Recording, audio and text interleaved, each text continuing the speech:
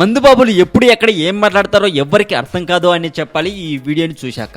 ఇంతకీ ఈ వీడియోలో వ్యక్తి ఏం చేశాడు అనే కదా మీ సందేహం, చెబుతాను.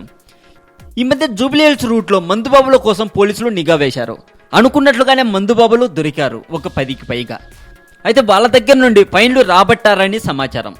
అలా డబ్బు కట్టిన ఒక వ్యక్తి వాళ్ళని తిట్టారు.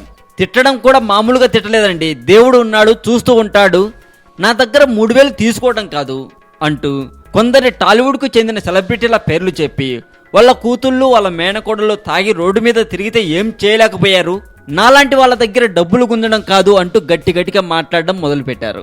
ఇదంతా వీడియోలు రికార్డ్ చేశారు. ఆ తర్వాత ఎలా వచ్చిందో కానీ ఈ వీడియో యూట్యూబ్లోకి వచ్చింది. ఇక ప్రస్తుతం నెట్లో ఈ వీడియో హల్చల్ చేస్తుంది. మరింత టాలీవుడ్ సమాచారం కోసం సబ్స్క్రైబ్ చేయండి టాలీవుడ్ సెంటర్.